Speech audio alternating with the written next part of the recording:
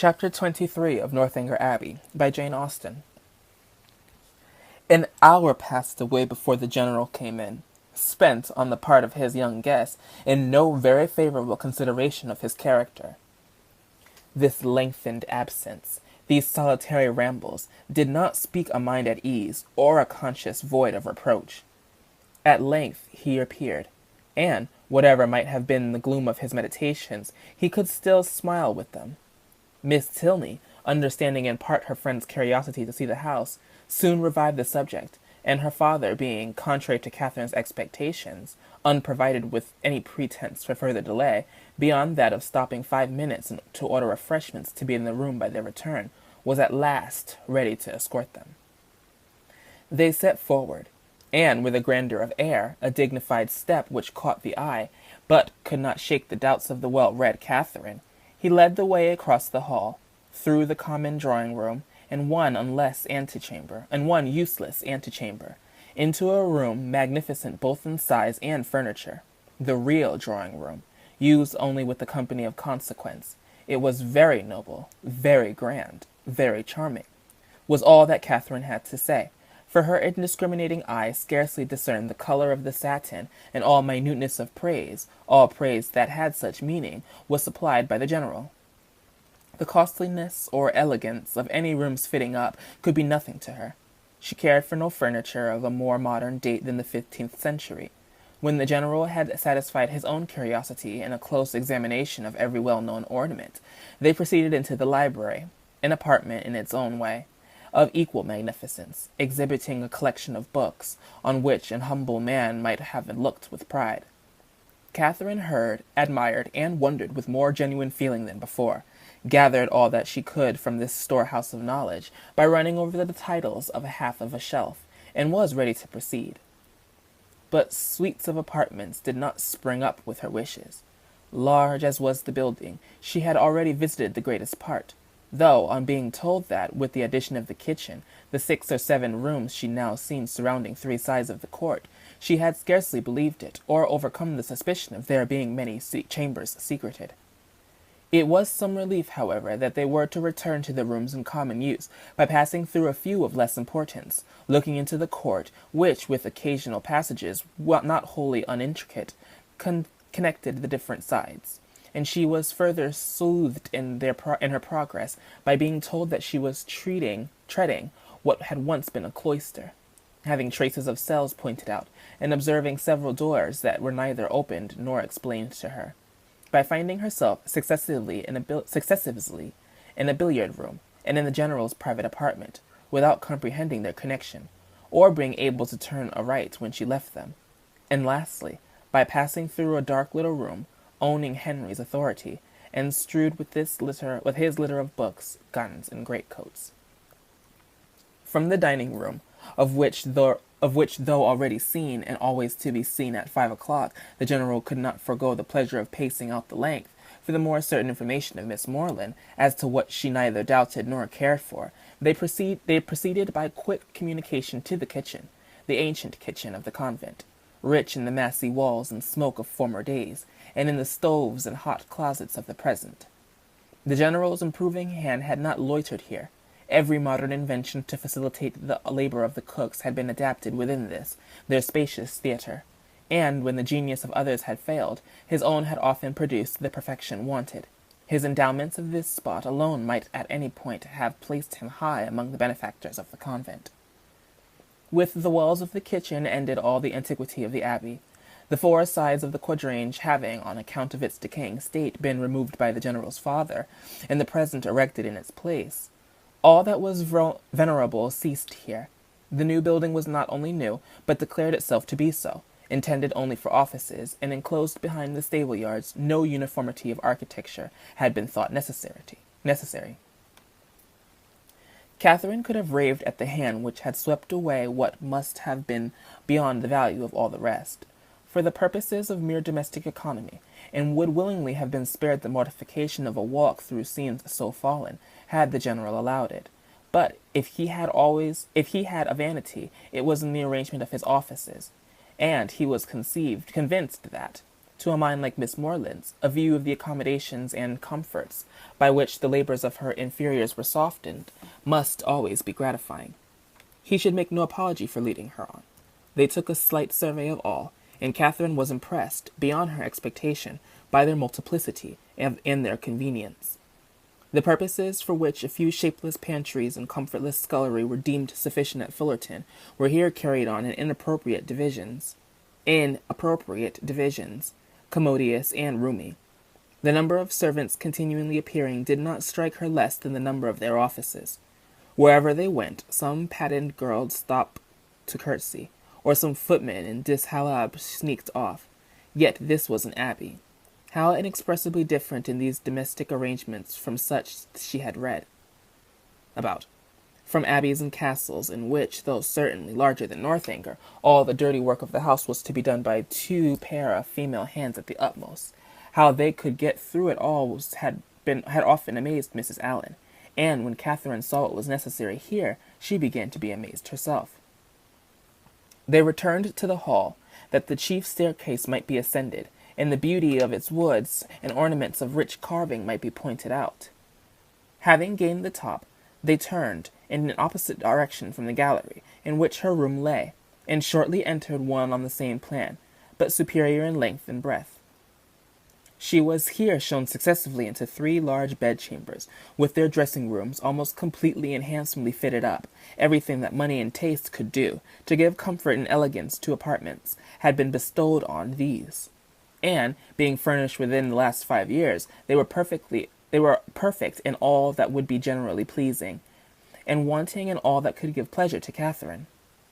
As they were surveying the last, the General, after slightly naming a few of the distinguished characters by whom they at times been honoured, turned with a smiling countenance to Catherine, and ventured to hope that henceforward some of her earliest tenants might be our friends from Fullerton.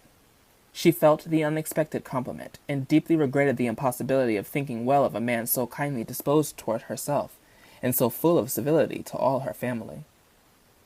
The gallery was terminated by folding doors, which Miss Tilney, advancing, had thrown open, and passed through, and seemed on the point of doing the same by the first door to the left in another long reach of gallery, when the General, coming forwards, called her hastily, and, as Catherine thought, rather angrily back, demanding where she were going.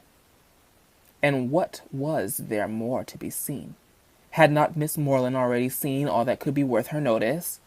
And did she not suppose her friend might be glad of some refreshment after so much exercise? Miss Tilney drew back directly, and the heavy doors were closed upon the mortified Catherine, who, having seen in a momentary glance beyond them a narrower passage, more numerous openings, and symptoms of a winding staircase, believed herself at last within the reach of something worth her notice, and felt, as she unwillingly paced back to the gallery, that she would rather be allowed to examine that end of the house than see all the finery of the rest. The General's evident desire of preventing such an examination was an additional stimulation. Something was certainly to be concealed. Her fancy, though it trespassed lately once or twice, could not mislead her here. And what that something was, a short sentence of Miss Tilney's as they followed the General at some distance downstairs seemed to point out. "I was going to take you into what was my mother's room, the room in which she died," were all her words, but few as they were, they conveyed pages of intelligence to Catherine. It was no wonder that the General should shrink from the sight of such objects as that room must contain, a room in all probability never entered by him since the dreadful scene had passed, which released by his suffering wife and left him to the stings of consciousness.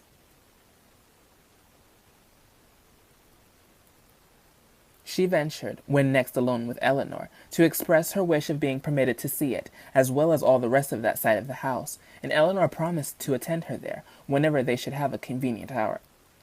Catherine understood her. The General must be watched from home, before that room could be entered. "It remains as it was, I suppose," she said, in a tone of feeling. "Yes, entirely." "And how long ago may it be that your mother died?" "She has been dead these 9 years." And 9 years, Catherine knew, was a trifle of time, compared with what generally elapsed after the death of an injured wife, before her room was put to rights. You were with her, I suppose, to the last? No, said Miss Tilney, sighing. I was unfortunately from home. Her illness was sudden and short, and before I arrived it was all over. Catherine's blood ran cold with the horrid suggestions which naturally sprang from these words. Could it be possible? Could Henry's father? And yet, how many were the examples to justify even the blackest suspicions? And when she saw him in the evening, while she worked with her friend, slowly pacing the drawing-room for an hour together in silent thoughtfulness, with downcast eyes and contracted brow, she felt secure from all possibility of wronging him. It was the air and attitude of a Montoni. What could more plainly speak the gloomy workings of a mind not wholly dead to every sense of humanity, in its fearful review of past scenes of guilt? Unhappy man! In the anxiousness of her spirits directed her eyes towards his figure so repeatedly as to catch Miss Tilney's notice. My father, she whispered, often walks about the room in this way. It is nothing unusual. So much the worse, thought Catherine. Such ill-timed exercise was of a piece of the strangest unseasonableness of his morning walks, and aboded nothing good. After an evening, the little variety and seeming length of which made her particularly sensible of Henry's importance among them, she was heartily glad to be dismissed, though it was a look from the general not designed for her observation which sent his daughter to the bell. When the butler would have lit his master's candle, however, he was forbidden. The latter was not going to retire. I have many pamphlets to finish, said he to Catherine, before I can close my eyes, and perhaps may be poring over the affairs of the nation for hours after you are asleep. Can either of us be more meetly employed? My eyes will be blinding for the good of others, and yours preparing by rest for future mischief. But neither the business alleged nor the magnificent compliment could win Catherine from thinking that some very different object must occasion so serious a delay of proper repose. To be kept up for hours, after the family were in bed, by stupid pamphlets was not very likely. There must be some deeper cause. Something was to be done which could be done only whilst the household slept, and the probability that Mrs. Tilney yet lived, shut up for causes unknown, and receiving from the pitiless hands of her husband a nightly supply of coarse food, was the conclusion which necessarily followed. Shocking as was the idea, it was at least better than a death unfairly hastened, as, in the natural course of things, she must ere long be released. The suddenness of her reputed illness, and absence of her daughter, and probably of her other children, at this time, all favored the supposition of her imprisonment. Its origin, jealousy perhaps, or wanton cruelty, was yet to be unravelled.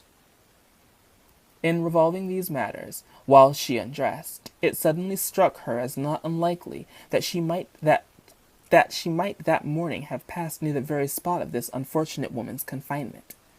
Might have been within a few paces of the cell in which she languished out her days, for what part of the abbey could be more fitted for the purpose than that which yet bore the traces of monastic division? In the high arched passage, paved with stone, which already she had trodden with peculiar awe, she well remembered the doors of which the general had given no account. To what might not those doors lead? In support of the plausibility of this conjecture, it further occurred to her that the forbidden gallery, in which lay the apartments of the unfortunate Mrs. Tilney, must be, as certain as her memory could guide her, exactly over this suspected range of cells, and the staircase by the side of those apartments of which she had caught a transient glimpse, communicating by some secret means with these cells, might well have favored the barbarous proceedings of her husband. Down that staircase she had perhaps been conveyed in a state of well-prepared insensibility. Catherine sometimes started at the boldness of her own surmises, and sometimes hoped or feared that she had gone too far, but they were supported by such appearances as made their dismissal impossible.